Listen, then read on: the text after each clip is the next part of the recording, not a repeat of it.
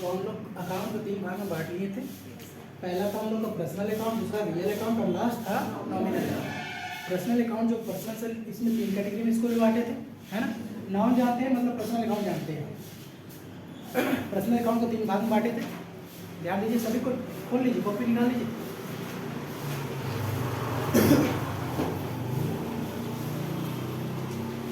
निकाल लिया। पहला क्या था? नहीं,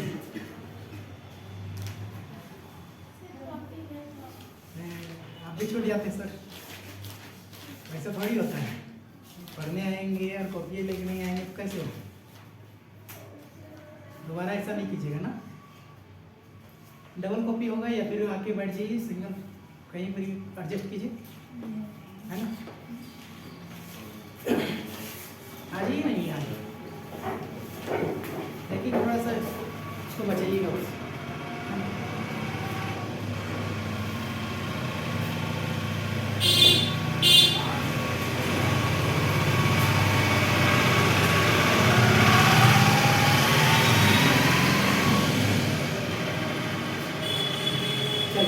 शुरू करते हैं। पर्सनल अकाउंट को 3 भाग में बांटे थे, पहला न्यूट्रल, दूसरा आर्टिफिशियल और लास्ट था रिप्रेजेंटेटिव। पर्सनल अकाउंट क्या होता है? पर्सनल अकाउंट में पहला आया था नेचुरल। नेचुरल क्या होता है? जो बाय गॉड गिफ्टेड, जिसको ऊपर वाला बनाया है उसको हम लोग नेचुरल पर्सनल अकाउंट कहते हैं। समझ में आ गई जी? ठीक है। जैसे राम, रहीम, मोहन, सोहन, डेटर, क्रेडिटर, सब क्या है? नेचुरल है। समझ में आ गई? दूसरा क्या था? आर्टिफिशियल। आर्टिफिशियल क्या होता है? जो हम लोग बनाते हैं। हम लोग क्या बनाते हैं? जैसे बैंक, स्कूल, कंपनी, ऑर्गेनाइजेशन, ठीक है, कॉलेज, यूनिवर्सिटी, सब क्या है? एक संगठन है। इसको हम लोग क्या बोलेंगे? Artificial personal account. And last क्या था? रिप्रेजेंटेटिव। रिप्रेजेंटेटिव का मतलब होता है कोई भी नॉमिनल अकाउंट में, कोई भी नॉमिनल अकाउंट, जितने भी नॉमिनल अकाउंट होते हैं, आपको आता है ना सबको, जितना भी नॉमिनल अकाउंट होता है उसमें प्रीफिक्स या सफिक्स आप ऐड कर दीजिएगा, आपका कौन सा अकाउंट बन जाएगा? Representative personal account. क्लियर है ना? कोई दिक्कत? जैसे इसका example, outstanding salary, outstanding expense, rent due, income receive in advance, ठीक है, prepaid, prepaid insurance, prepaid expense. सही है? ये सब क्या है? कॉपी है ना जी? फटाफट देखिए ना, बताइए सर। ड्राइंग और कैपिटल में आता है। ड्राइंग और कैपिटल कैपिटल, रिप्रेजेंटेटिव। ड्राइंग और कैपिटल रिप्रेजेंटेटिव में आता है। आप बताएं तो नेचुरल पर्सनल अकाउंट। रिप्रेजेंटेटिव लिखा है। सर नहीं यार, सर बोला कि पर्सनल अकाउंट में आएंगे आई मतलब सर बोले कि नहीं, हम उसको कैटेगरी में नहीं बांटने बोले। यस सर, बस बोला कि पर्सनल ठीक है, बस पर्सनल अकाउंट में आएगा ऐसा बताएं। ठीक है, यस। तो ठीक है, इसको भी क्लियर कर देंगे। अच्छा आगे बढ़ते हैं, फिलहाल आगे बढ़ जाइए। उसके बाद क्या देखे थे हम लोग? और बताइए एग्जाम्पल। बस उसके लिए इतना बोले थे कि बस याद रखिएगा, कैपिटल और ड्राइंग किसमें रखेंगे? क्लियर नहीं किया बुक में भी, है ना? बता देंगे इसको। आगे बढ़ते हैं, बता दीजिए। Sir accrued income. हाँ, अक्रूड इनकम याद है? यस कमा लिए पैसा लेकिन मिला नहीं है ना, कहीं काम कर लिए पैसा मिला नहीं, तो आपका इनकम है ना। इसमें जितना भी लिख रहे हैं ना जी रिप्रेजेंटेटिव पर्सनल अकाउंट में, चाहे तो आपका करंट एसेट्स है, चाहे तो करंट लायबिलिटी, दोनों में से एक ही होगा। ठीक है, जैसे अक्रूड इनकम, ये क्या है? करंट एसेट, पैसा मिलना है ना, मेरा एसेट है, देना है तो liability. Income receive in advance, किससे पैसा पहले नहीं, काम नहीं हुआ अभी, अब जाके काम कीजिएगा, अभी काम नहीं हुआ, पहले ही पैसा लीजिए, मेरा क्या है? समझ में आ रहा? तो चाहे तो जो इसमें आ रहा है ना, किसमें? रिप्रेजेंटेटिव पर्सनल अकाउंट में, चाहे तो ये मेरा करंट एसेट्स होगा या करंट लायबिलिटी। क्लियर हो गया? प्रश्न सबका क्लियर है ना? ठीक। अच्छा रियल में ये रियल में ऑल एसेट्स क्या होते हैं? Real account except sir bank और डेटर। एक्सेप्ट किसको? बैंक और डेटर्स को छोड़ के, क्योंकि ये पर्सनल अकाउंट होते हैं। लास्ट में जी नॉमिनल, बोलता all income and expenses are included in nominal. Clear? जितना भी हम लोग का क्या चीज, फायदा नुकसान का बस बात करेगा, दिमाग में रखिएगा क्या है, नॉमिनल। आगे बढ़ जाए, ठीक है। अच्छा इसका रूल्स बता दीजिए, किसको डेबिट करते थे, रिसीवर को डेबिट करते हैं, अच्छा गिवर को क्रेडिट करते हैं, सही है जी। चल अच्छा नॉमिनल अकाउंट में रियल अकाउंट में बता दीजिए। इंक्रीज को डेबिट, इंक्रीज होगा तो इंक्रीज मतलब क्या, बढ़ना। अच्छा डिक्रीज होगा तो क्रेडिट करना। बहुत बढ़िया बहुत। अच्छा लास्ट वाला बता दीजिए, ऑल एक्सपेंसेस और लॉसेस आर टू बी क्या, डेबिटेड, सही है। एंड ऑल गेन और income are to be credited, सही जी। अच्छा तो ये चीज करेंगे हम लोग का वीडियो हमारा, यस सर। सही ना, ध्यान में रखिएगा। अच्छा नीचे एक सेंटेंस लिखे हैं, ध्यान से बस एक दो देख लेते हैं, उसके बाद आगे हम लोग क्लास को बढ़ाएंगे। Goods purchase from Ravi for ₹50,000। Goods purchase किए किससे, रवि से। कितना का, 50,000 का गुड्स खरीदे। तो परचेज, इसमें दो कंक्लूजन निकालिए, इसमें दो चीज निकालिए। सबसे पहला क्या निकल रहा है, परचेज। और दूसरा देखिए किसी से खरीदिएगा तो माल खरीद रहे हैं, ठीक है, एसेट्स नहीं खरीद रहे।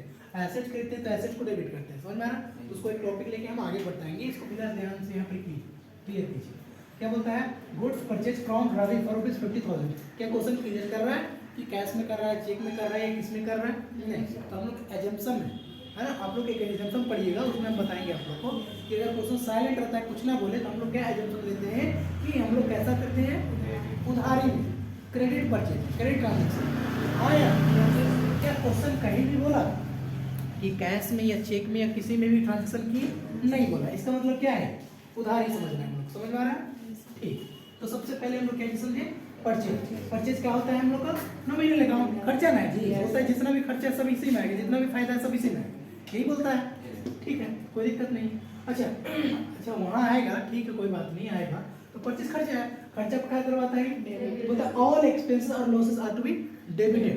बोलता है एक्सपेंस और लॉसेस को क्या करवाओ, डेबिट करो। तो इसमें एक्सपेंस क्या है, बोलता परचेज है, तो परचेज को क्या करेंगे, डेबिट करेंगे। तो परचेजेस अकाउंट कितना रुपया का माल खरीदे, 50,000 का माल खरीदे। टू समरी कर रहे हैं, ध्यान से रखिएगा, सभी को नोट अच्छा से कीजिएगा, इसको समरी कर रहे हैं। तो क्या लिखिएगा, रवि।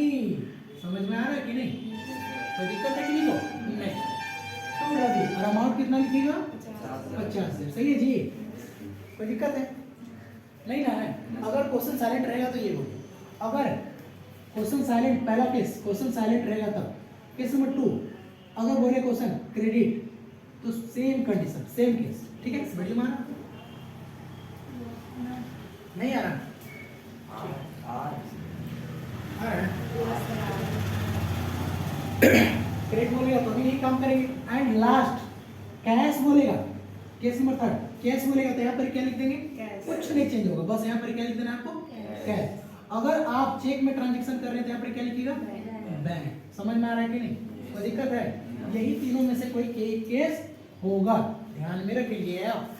क्लियर है सर, आगे बढ़ जाए, ठीक। नेक्स्ट अब आते हैं सेल का, ये था परचेज का समय, ये था परचेज का। अब सेल में आ जाते हैं, सेल है ना, ध्यान रखिएगा। Goods sold to Ravi for ₹50,000, बस यही लिखा है। क्या बोल रहा है सेंटेंस, गुड्स बेचे किसको, रवि को, कितना का बेचे, 50,000। क्या बोल रहा है, कैसा खरीदारी है, कुछ ना बोले तो क्रेडिट में। समझ में आ रहा है, चल जर्नलिटी बताइए तो, रवि से पैसा लेना है ना, बोलते हैं ना, क्या बोलता है, देखिए तो रिसीवर को क्या करना है, तो रिसीवर इसमें कौन है, रवि को माल बेचे। या ऐसे भी समझ सकते हैं आप, जैसे रवि को माल बेचे, रवि से पैसा लेना है कि देना है, माल बेचे तो उसे पैसा लेना है ना। अगर तुम्हें लेना है पैसा तो मेरा क्या है, हम आप लोग बताए थे पता है, याद है? Yes, sir. फ्यूचर में किसी से भी पैसा लेना है तो आपका Yes, sir. एसेट्स है, और जब भी एसेट्स है, जब भी बढ़ेगा तो डेबिट करना है। तो उससे पैसा लेना मतलब बढ़ रहा है ना जी, तो क्या करेंगे? ये भी बोल रहा है डेबिट करने, ये भी बोल रहा है डेबिट करने, इसीलिए बोलते हैं दोनों का कॉन्सेप्ट सेम है। क्या कॉन्सेप्ट सेम है? रिसीव और या रिसीव कीजिएगा तभी तो बढ़ेगा, Yes. या रिसीव इंक्रीज होगा कब? जब रिसीव कीजिएगा, तो दोनों का कॉन्सेप्ट सेम है, रिसीव करेंगे तो बढ़ेगा ही। अच्छा, देंगे किसी को या फिर बेचेंगे तो क्या होगा? घटेगा। तो क्या करना चाहिए? समझ में आ गया? कॉन्सेप्ट क्लियर हो रहा है ना? बस यही तो चाहिए। तो रवि को हम लोग क्या करेंगे फिलहाल? डेबिट करेंगे। और हम लोग जानते हैं नाम लिखने के बाद अकाउंट नहीं लिखते हैं। टू बता दीजिए, सेल्स अकाउंट कितना रुपया? तो बोलता है 50,000 का था तो 50,000 लिख दीजिए। किनको क्लियर नहीं हुआ बता दीजिए हमको। अच्छा, यही इसी को हम केस चेंज करते हैं। यहाँ तक सबका क्लियर है? ठीक, ये तो कुछ नहीं बोला तो हम लोग क्या समझे? क्रेडिट। या लिख देगा कि हम लोग ऑन किसमें? क्रेडिट में खरीदे तो भी यही सही है कि नहीं? क्वेश्चन बता देगा ऑन क्रेडिट, कुछ ना बोले तो ये करेंगे, अब बोलेगा तो भी यही करेंगे, मतलब ये दोनों मिला के एक ही केस होगा। क्लियर है? और कैश बोलेगा तब क्या करेंगे बता दीजिए? तो स्लैश लिखेंगे और यहाँ पर ही कैश लिखेंगे। हाँ या ना? पैसा तो मिल गया ना? रवि को लिखिएगा आप? नहीं, रवि को नहीं लिखेंगे। किसी को हम लोग कब याद रखते हैं? वही कब किसी को याद रखते हैं हम लोग? जब किसी से कुछ लेना हो या लेना हो। अच्छा, क्वेश्चन बोल दिया चेक भैया, चेक से हुआ ट्रांजेक्शन, तो क्या लिखेंगे? सबको समझ में आ रहा है ना जी? चलिए टॉपिक चेंज करते हैं, एक बार जल्दी से नोट कर लीजिए आप, जल्दी से। तो आज का नया टॉपिक हम लोग का पॉइंट नंबर कौन सा हो जाएगा?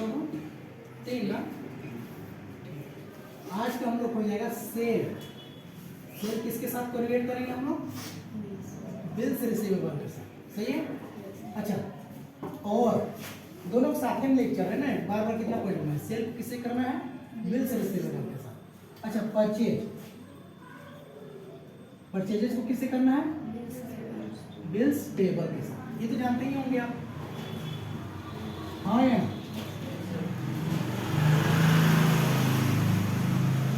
थोड़ा सा इसका कॉन्सेप्ट समझे?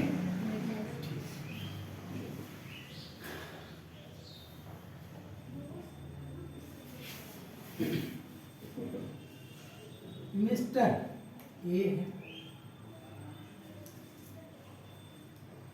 इस सेलर है, कौन है? माल बेचे किसको? मिस्टर बी को। तो मिस्टर बी कौन हुआ? परचेजर। कौन हुआ? Purchaser.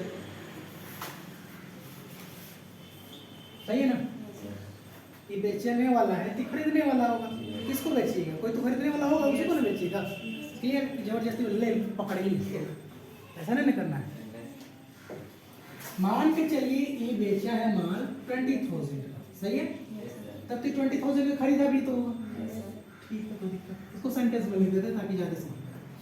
Mister A sold goods to mister B for rupees 20,000। सही है जी? चल, अब ध्यान समझिएगा। एक आके माल बेचा किसको? बी को। अब बी को बेचा तो इसका लिए एंट्री होगा। बोलिए बोलिए बोलिए जल्दी बोलिए। और वही एंट्री होगा। चलिए दोनों को बुक में करना है ना, साथ में सीखेंगे। ठीक है, साथ में सीखेंगे। मिस्टर ए और मिस्टर बी साथ में सीखेंगे। सही है? चल, ए माल बेचा किसको? कितना का? ए कौन है? बेचने वाला। बी कौन है? खरीदने वाला। मतलब आप कौन है पहले बताइए, ए कि बी? पहले ए बनी, उसके बाद पार्टी बदलेगी। ठीक? तो अगर आप ए हैं तो माल बेचे हैं, बेचा मतलब सेल किया। सेल आपके लिए इनकम है, इनकम को क्या करवाता है? तो सेल को करेंगे क्रेडिट। सही है? तो क्वेश्चन बोला कैश में जी?